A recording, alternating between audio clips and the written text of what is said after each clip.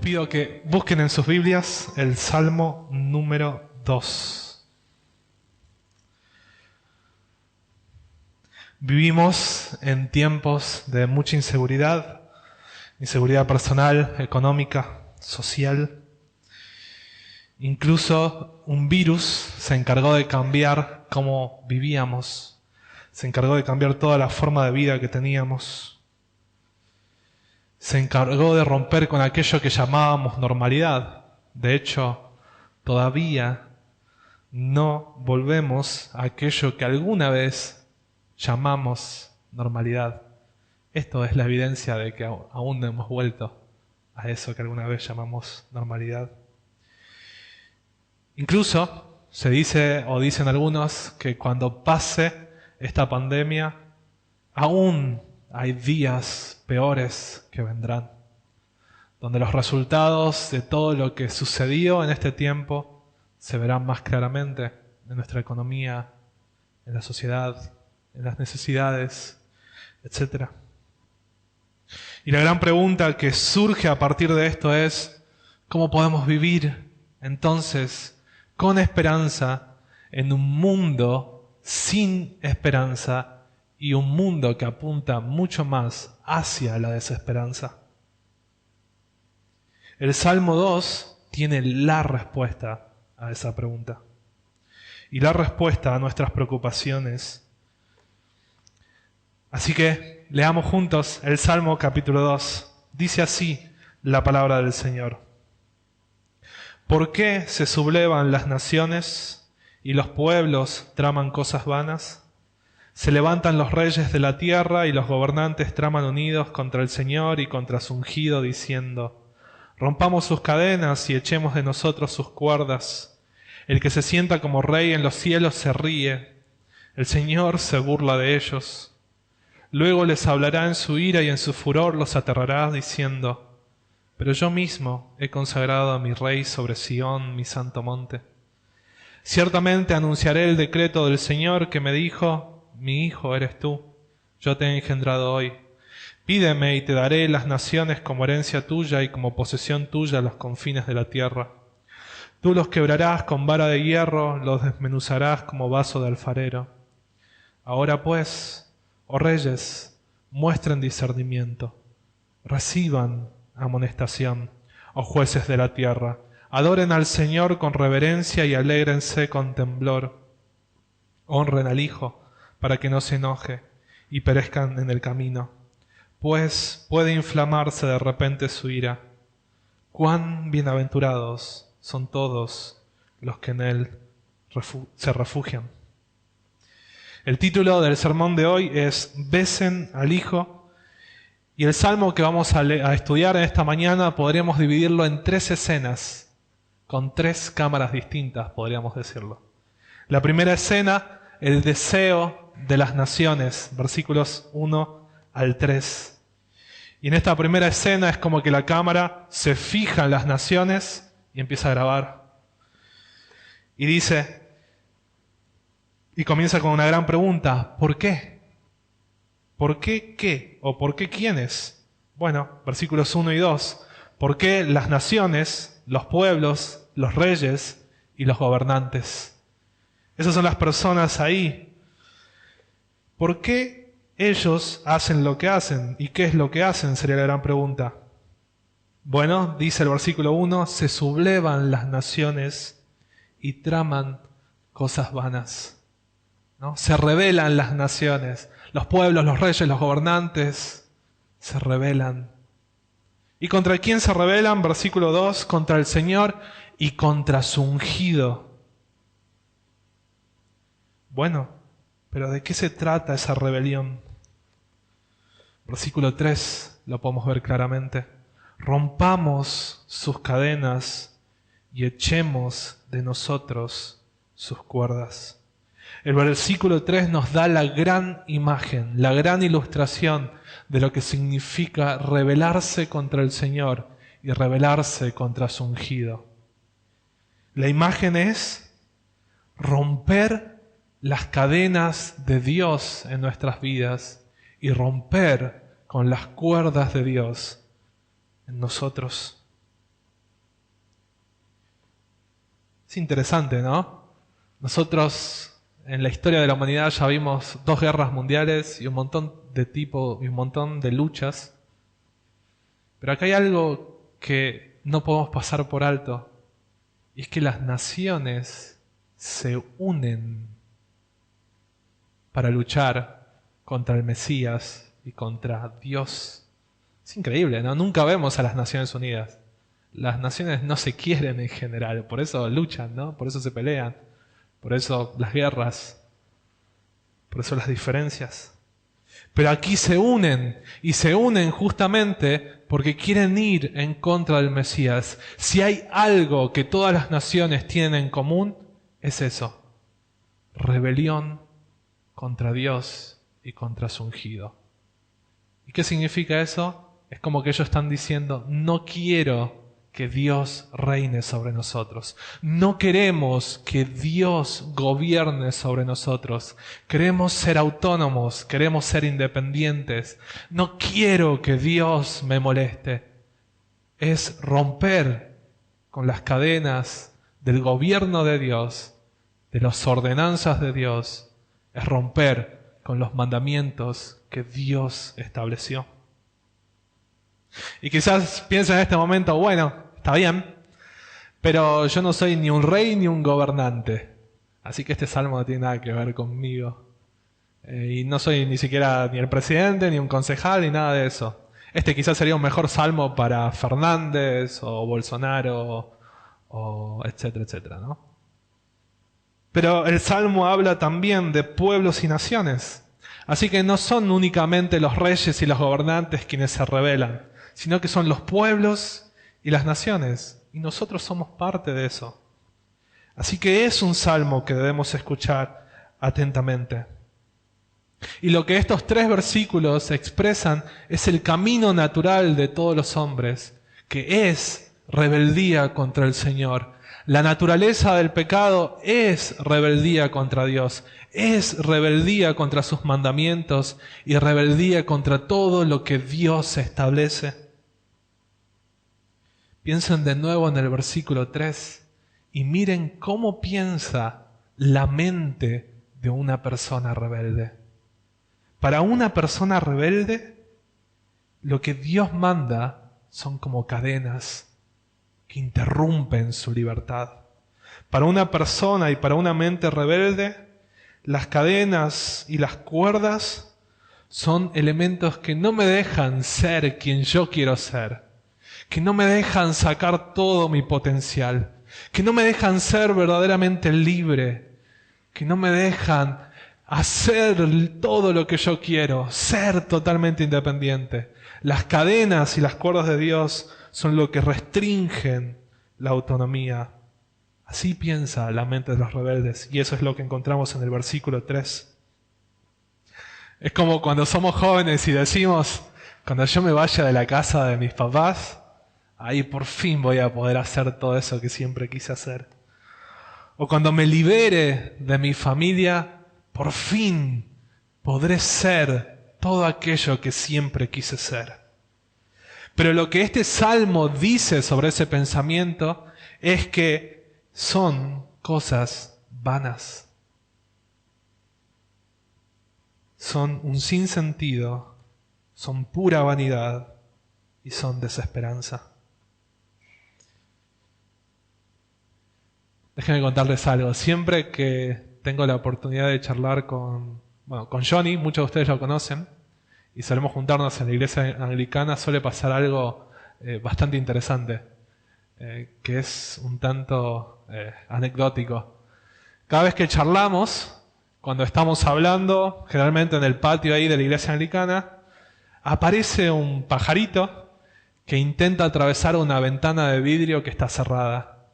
Y todo el tiempo, cada vez que me junto con él, el pajarito hace lo mismo, pero lo hace todos los días. Y es que va el pajarito contra la ventana y choca. ¡Puc! ¡Puc! ¡Puc! Y nunca puede pasar. Y ya pasó un año e imagino que por otros años ese pajarito estuvo intentando traspasar la ventana. Y siempre el comentario de Johnny siempre el mismo es: ¿no se da cuenta? Es que ¿No se da cuenta que es en vano lo que hace? Tanto tiempo que pasó, tantos años y sigue haciendo lo mismo.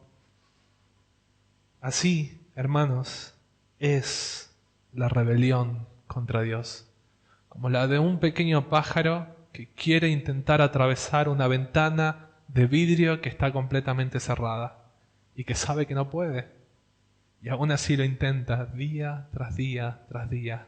Eso es intentar romper con las cadenas de Dios. Lo cual nos lleva a nuestra segunda escena. Y acá hay un cambio de cámara de nuevo, versículos 4 al 6. El deseo del Señor. Y aquí es como que de pronto la cámara cambia de nuevo y estaba apuntando a las naciones y las estaba grabando con lo que estaban haciendo y de pronto apunta hacia el cielo y apunta hacia Dios y apunta al que está sentado en los cielos, dice el versículo 4.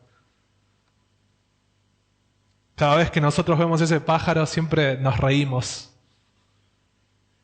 y de cierto sentido tenemos algo de compasión. El Señor hace lo mismo. Fíjense, versículo 4.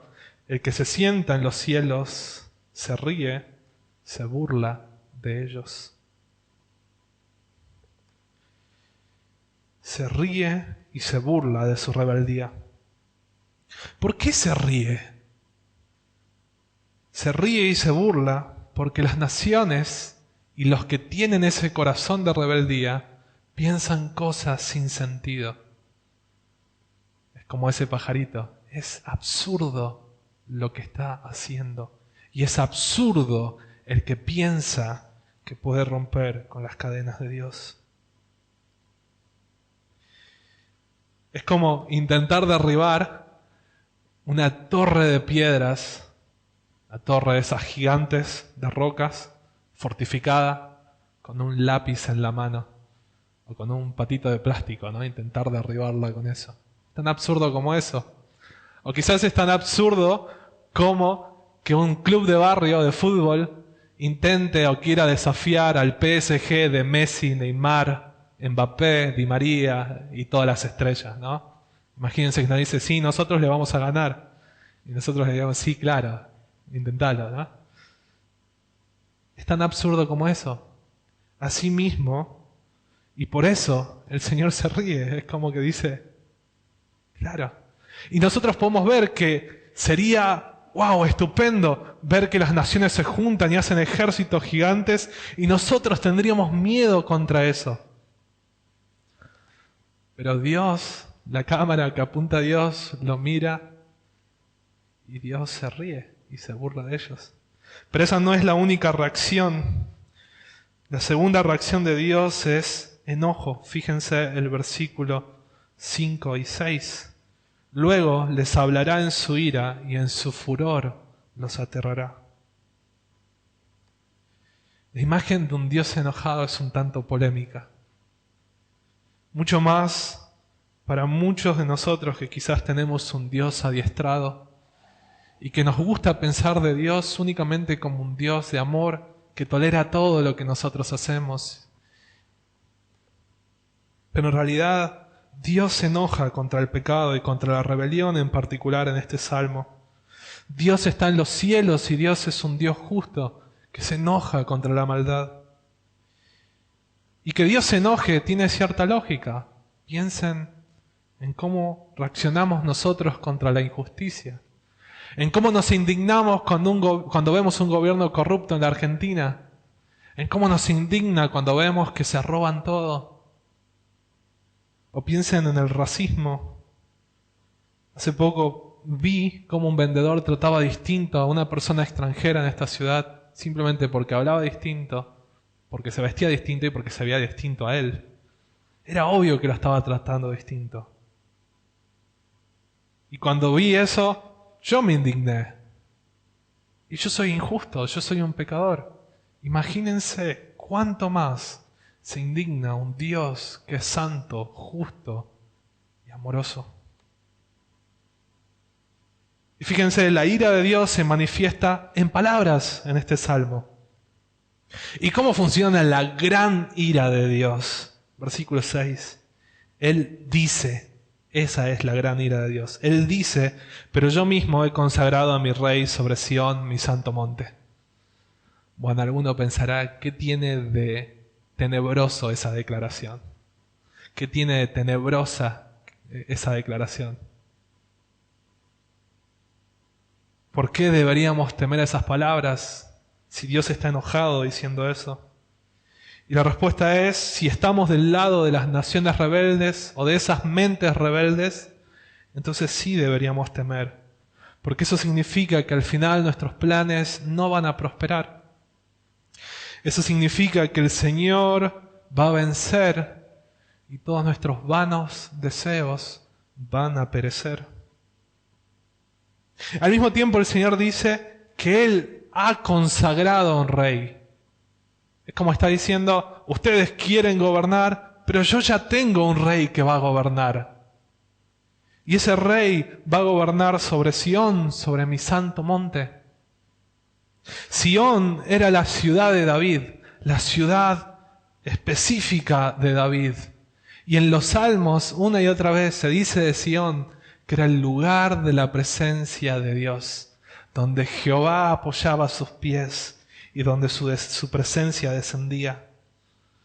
Era el lugar de la habitación de Dios en la tierra. Y como Dios habita en esa ciudad, no es solo la ciudad de David, pasa a ser también la ciudad de Dios.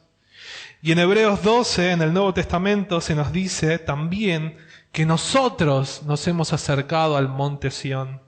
Y habla de ese monte Sión como la ciudad del Dios vivo, la Jerusalén celestial y el lugar donde hay miríadas de ángeles y santos ya redimidos. Es el lugar donde Dios habita. Es una sombra, es una buena imagen de lo que es hoy la iglesia local. Así que vimos el deseo de las naciones, rebelarse contra Dios. Y ahora vemos el deseo de Dios, que su ungido reine eternamente en su santo lugar por siempre. Así que ese es el deseo de las naciones, número 1. Vemos el deseo de Dios, número 2, con la cámara apuntando hacia arriba. Y número 3, vemos el decreto del Señor que cumple su deseo, versículos 7 al 9. Y de nuevo la cámara cambia de foco. Es como que estaba ahí, después va para arriba, y ahora es como que el que la agarra es el salmista, y hace así, y la pone de frente, y se empieza a grabar a él mismo, y empieza a hablar. Y el salmista, cuando se está grabando y está hablando, dice lo que dice, los versículos 7 al 9. Ciertamente anunciaré el decreto del Señor, que me dijo, mi hijo eres tú, yo te he engendrado hoy. La canción de pronto se enfoca en el salmista, se enfoca en David en particular. Jesús atribuye este salmo a David, así que el personaje, el rey aquí, es ni más ni menos que el rey David. Y lo que el Señor le promete es una relación íntima con él, ¿no? Yo te haré mi hijo, ¿no? Mi hijo eres tú, le dice. Y también le promete que Él lo va a engendrar, es decir, lo va a establecer como rey y lo va a hacer hoy. Bastante sencillo, funciona muy fácilmente con David. Y al mismo tiempo le dice que Él puede orar y puede pedir a Dios que le dé las naciones por herencia, dicen los versículos 8 y 9. Y también que Él sea quien juzgue a esas naciones. Versículos 8 y 9. Así que en principio este salmo habla de David. Es sobre el rey David. David es el ungido, el rey de Sión, el hijo de Dios. Pero obviamente todo este salmo está apuntando a una realidad mucho mayor, mucho más gloriosa, mucho más preciosa que un pobre rey como David. Porque al fin y al cabo, David, que era ese hombre del Salmo 1 y que ahora es el hombre del Salmo 2, al final falla catastróficamente. y peca contra Dios. Y deja automáticamente de ser ese hombre del Salmo 1 y ese hombre del Salmo 2 y pasa el lugar, el trono, a estar vacante. ¿Y quién puede ocuparlo? Necesitamos a un hombre perfecto, como el del Salmo 1, pero a un rey que no falle, ni que muera como David, cosa que no nos quedemos sin rey de nuevo. Obviamente necesitamos a un ungido, un rey, a un hijo mucho mejor, mucho mayor y mucho mejor. Necesitamos a Jesús. Jesús es el nombre final, el nombre glorioso, el supremo nombre que puede ocupar ese trono. Jesús es el Rey hombre del Salmo 2. Y es de quien Dios, cuando Él es bautizado, dice: este es mi Hijo amado, en quien tengo complacencia. Mi Hijo eres tú. Y cuando es transfigurado también dice lo mismo: este es mi Hijo amado, dice Dios. Escúchenlo. La gran pregunta es: ¿y qué significa yo te he engendrado hoy? Y esta declaración es una que encontramos también en el Nuevo Testamento, que básicamente significa que Dios engendra a Jesús, al Rey hombre Jesús, hoy, es decir, luego de la resurrección. Se le da un nombre que es sobre todo nombre, para que todos se agachen delante de Él, como dice Filipenses 2, 9 al 11. O bien es el Hijo de Dios declarado con poder por medio de la resurrección, como dice Romanos 1, mi Hijo, yo te he engendrado hoy. O es el Cristo Supremo de Efesios capítulo 1, versículos 20 al 23, que por medio del poder de Dios fue resucitado y sentado a la diestra de Dios. Yo te he engendrado hoy. Y no solo eso, sino que John Murray lo pone del siguiente modo: eso significa, dice, que Él empieza a ser lo que eternamente no era. Jesús empieza a ser lo que eternamente no era. ¿Qué no era? Ya era rey, ya era hijo, pero no era hombre, ni había resucitado. Entonces, el Rey, hombre, resucitado, engendrado hoy, de este salmo, es Jesús. No solo eso, Jesús es quien luego puede orar y pedir las naciones por herencia. Y es quien al final va a juzgar a los vivos y a los muertos con vara de hierro. Como dicen los versículos 8 y 9. Pídeme y te daré las naciones como herencia tuya y como posesión tuya los confines de la tierra. Tú los quebrantarás con vara de hierro, los desmenuzarás como vaso del alfarero. Así que Jesús es quien al final se autoenfoca con la cámara y dice: este salmo se trata de mí. Ahora bien, ya tenemos las tres escenas, ¿no? Las naciones, el deseo de las naciones, que era rebelión contra Dios. La cámara arriba, el deseo de Dios, que era que su Hijo reine. La autocámara que decía: este es el decreto de Dios para que se cumpla el deseo de Dios, que es que el Hijo sea rey. Y la gran pregunta es: ¿ahora qué hacemos? ¿Cuál es el llamado del Salmo? ¿A qué nos llama? ¿Cómo debemos reaccionar? Y los versículos 10 al 12 son la respuesta. Y punto número 4, besen al Hijo, versículos 10 al 12. En primer lugar, el versículo 10 nos da un gran llamado y en cierto sentido nos apura y dice: ahora, pues, muestren discernimiento, reciban amonestación. Es como que está diciendo: dense cuenta, presten atención, reaccionen, sepan, conozcan que hay un Rey establecido por Dios, y no se rebelen más. Dejen su rebelión. Dejen de intentar romper con las cadenas de Dios y con las cuerdas del Señor.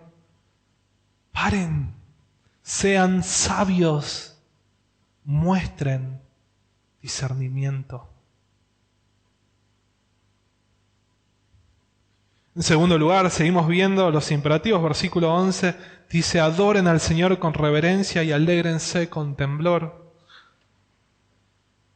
Es interesante, ¿no? En los versículos 5 al 6, Dios nos decía que las palabras de que Él reina deberían ser palabras que nos deberían dar cierto miedo, porque Él habla en furor así.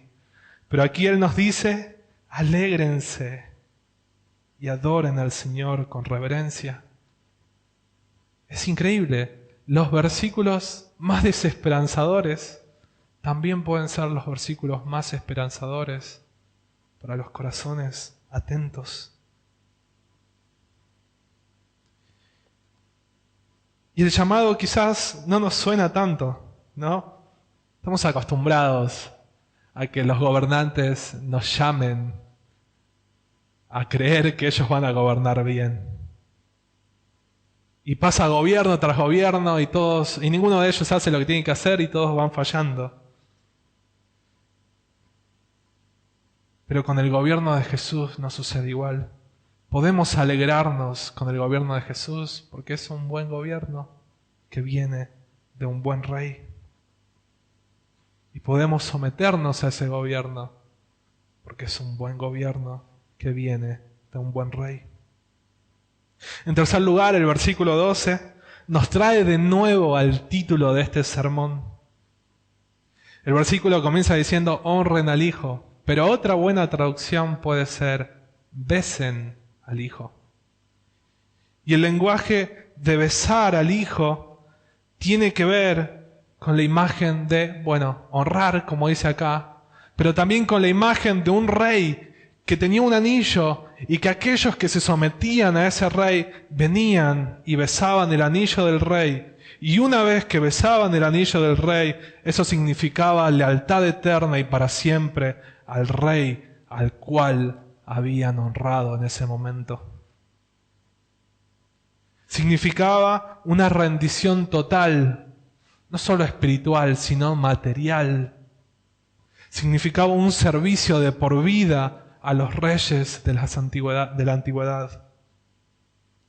Significaba una sumisión total a ese rey. Y en este caso significa una sumisión total al señorío de Jesús.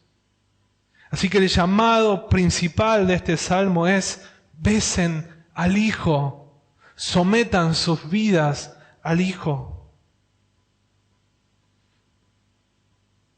Lo cual, para nosotros, que nos gusta nuestra autonomía, nuestra independencia, nuestra vida sin Dios, nuestros deseos, nuestros sueños, nuestros proyectos y no los proyectos de Dios, puede significar una gran pérdida. Pero lo que este salmo nos está diciendo es: besen al Hijo. Eso es mejor. La razón que se nos da para besar al Hijo, sigue diciendo el versículo 12, es para que el Hijo no se enoje y ustedes perezcan, porque puede inflamarse de repente su ira. Jesús es amoroso, lleno de amor por nosotros y por todos, pero también es quien va a juzgar a los vivos y a los muertos. También es quien va a juzgar a los rebeldes. Noten que hay dos grupos: los que besan al rey y los que piensan como rebeldes y se rebelan contra el rey.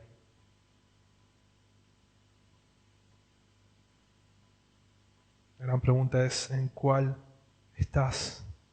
Y el gran llamado de estos versículos es: apúrense, besen al rey. No sea que sea demasiado tarde, no sea que de repente se inflame su ira. Y en cuarto lugar, y la última parte del Salmo nos dice cuál es el gran resultado, la gran realidad de aquellos que besan al Hijo y que se someten a Él. Y es que esas personas son bienaventuradas. Cuán bienaventurados son todos los que en Él se refugian. Así que aquellos que someten sus vidas al Rey son las personas verdaderamente felices. ¿Por qué son felices? Porque tienen un refugio real en el Rey. Y esta es la gran diferencia con las naciones de los versículos 1, 2 y 3. Y es que esas naciones, el mejor refugio para ellas es sus propios corazones y sus propios deseos. Pero el salmista nos llama a una realidad mucho mayor, mucho más gloriosa, mucho más alta, a no vivir para nuestros pequeños deseos, sino a vivir para los deseos del Rey eterno. Y nos dice, si besás al Hijo, si sometés, entonces eso te hace alguien feliz. Es mejor escondernos en el refugio de Cristo que escondernos en nuestros corazones y en la neblina de nuestros vanos deseos. Porque en Jesús hay seguridad, hay felicidad, hay esperanza. Y podemos someternos felizmente a Él, porque su gobierno es un buen gobierno. ¿Saben lo que nos está diciendo este salmo? Nos está diciendo que en tu independencia, en tu autonomía, en tu rebelión, no hay felicidad. Pero que en Jesús, besando su anillo, besando al Hijo, hay eterna felicidad, refugio y esperanza. Y para aquellos que nos visitan hoy o escuchan por primera vez esto, la gran pregunta es esa: ¿han besado al Hijo? ¿Han sometido sus vidas a Él? ¿O aún forman parte de los rebeldes que luchan contra el Señor y su ungido? Si estás del lado de los enemigos, si ves que en tu corazón toda esta vida construiste para vos mismo, hoy es un día de reconciliación, porque el Rey eterno no solo reina, sino que vino a esta tierra y dio su vida para abrir un camino y pagar por nuestros pecados y permitirnos llegar a un Dios que estaba enojado con nosotros. Y nos da la posibilidad de formar parte de sus siervos. Así que en Jesús hay refugio y también hay salvación.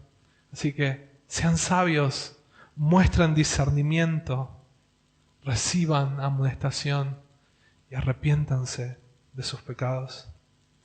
Para aquellos que vienen hace años a la iglesia y que vienen todo el tiempo, y que quizás hablan como cristianos, visten como cristianos, dicen las cosas que dicen los cristianos, la gran pregunta es la misma: ¿han realmente besado al Rey? ¿Han realmente besado al Hijo? ¿Han sometido sus vidas al señorío de Jesús? Quizás ustedes nos pueden engañar, a todos acá, incluso a los pastores, y hacernos creer que son cristianos y que han sometido sus vidas a Jesús. Incluso pueden engañarnos besando al Hijo, como lo hizo Judas, pero es tan falso como el beso de un traidor. Pero lo cierto es que el Rey que mira desde los cielos conoce en HD sus corazones y sabe cuáles son sus intenciones, cuáles son sus deseos. Y saben que quizás en tu corazón estás deseando romper con las cuerdas de Dios y querés abrazar y en vez de besar al Hijo, besar tus propios deseos y vivir por ellos para siempre. Y el Señor te dice y te llama a: no vivas para vos. Viví primero para Jesús y en segundo lugar vas a estar vos. El llamado es a que te vuelvas de la rebeldía de tu corazón y te sometas al Señor, porque Él no quiere restringirte con sus cuerdas y sus cadenas, sino que Él quiere atraerte hacia Él con esas cuerdas de amor. Y para aquellos que leemos esto y nuestros corazones se encienden porque sabemos que tenemos un Rey y recobramos esperanza, para nosotros el ánimo y el mensaje de este salmo es: cobren ánimo y cobren esperanza en medio de un mundo que a veces es más horrible de lo que nos gusta admitir. Tomen ánimo, cobren ánimo, ganen esperanza, porque tenemos un rey que no puede ser vencido por absolutamente nada. Ni todas las naciones juntas planeando contra ese rey pueden vencerlo. Y aunque desde nuestra perspectiva eso pueda parecer invencible, todo lo que los hombres hacen, lo cierto es que para Dios es simplemente una pequeña risa. Y en ese sentido, no hay un virus, no hay una vacuna, no hay una sociedad secreta que quiera establecer un nuevo orden mundial que pueda contra Jesús. Jesús es supremo. Y si estás en Él, estás en un refugio invencible y nada de esas cosas puede tocarte. Así que no teman. Si están en Jesús, están asegurados con las cuerdas de amor de Jesús y bien seguros en su refugio, con sus cadenas de libertad y verdadera felicidad. La gran pregunta final es, ¿dónde está ese rey? ¿A dónde está? Y quizás para responder eso, otra pregunta es, ¿cómo cantamos este salmo? Yo lo leo y no lo puedo cantar, y seguramente David tampoco podía hacerlo. Quizás pudo hacerlo en un momento, pero luego de que pecó no podía hacerlo nunca más. Y ya sabemos, el indicado para cantar este salmo es Jesús, y Él es el Rey. Y también ahora, si nosotros estamos sometidos y hemos besado el anillo del Rey, entonces podemos unirnos en su canto de este salmo, de esta canción, y unirnos a la voz de Jesús y cantar junto con Él que tenemos a ese Rey eterno y que somos bienaventurados si nos refugiamos en Él. Pero ¿dónde está el Rey? Déjenme mostrarles una escena que aparece en El Señor de los Anillos. En un momento cuando todo parecía perdido, se nos relata lo siguiente. En la gran ciudad de Gondor, dice el relato, la gran ciudad de Gondor había vivido en la incertidumbre y en gran miedo. El buen tiempo y el sol límpido parecía burlarse de los hombres que ya casi no tenían ninguna esperanza. Y solo aguardaban cada mañana noticias de perdición. Desesperanza total. Sin embargo, dice uno de los personajes, el corazón me dice lo contrario. Y siento los miembros ligeros y una esperanza y una alegría que la razón no puede negar. No creo en esta hora que ninguna oscuridad dure mucho más. Y de pronto, la sombra de la oscuridad que los invadía, dice, se desvaneció. Y el velo que cubría el sol desapareció. Y se hizo la luz. Y entonces los hombres cantaban con una alegría cada vez mayor, aunque nadie todavía sabía por qué. Gritaban, canten y alégrense, todos los hijos del oeste, porque el Rey retornará. Y todos los días de su vida habitará con ustedes. Y el árbol marchito volverá a florecer, y Él lo plantará en sitios elevados.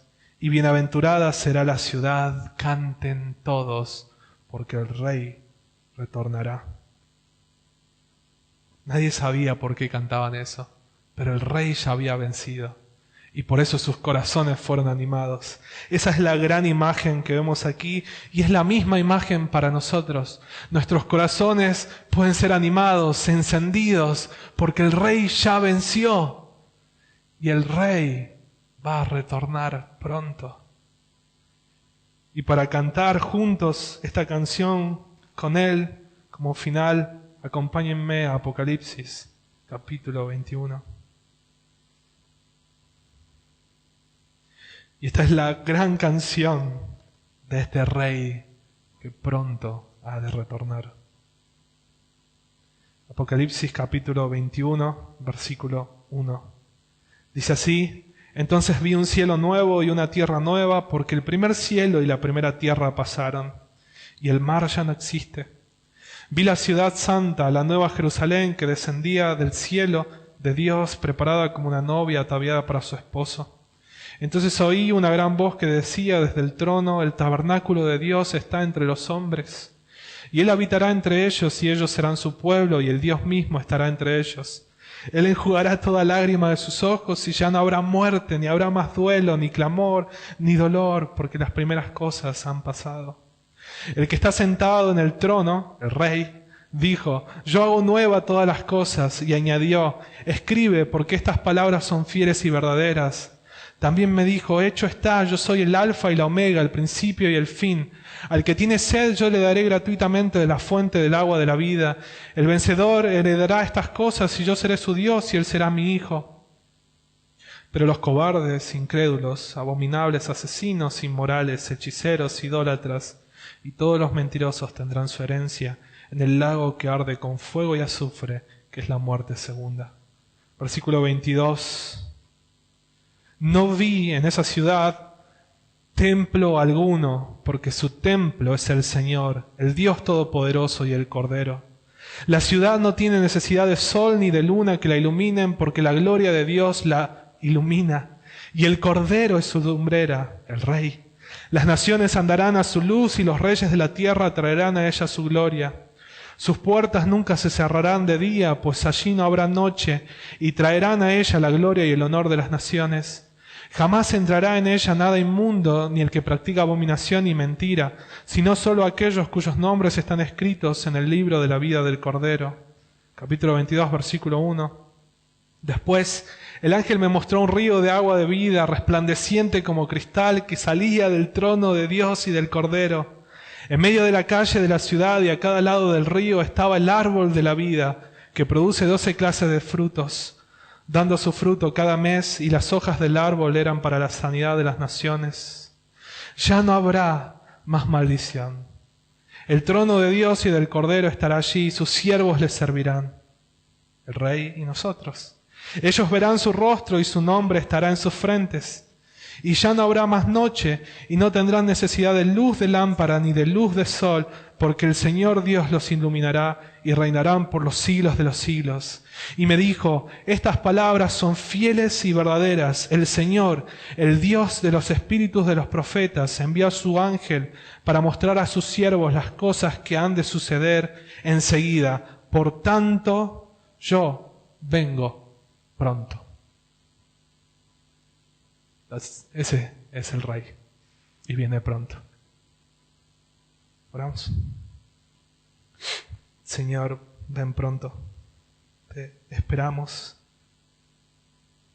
y queremos verte.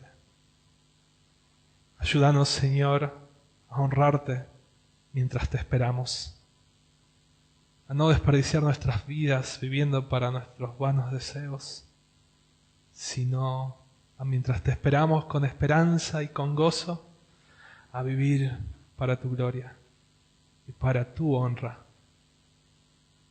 No para nuestro nombre, sino para el sagrado nombre del Rey consagrado en Sión, Jesús. Llena nuestros corazones de esperanza. Te lo pedimos en el nombre de tu Hijo Jesús. Amén.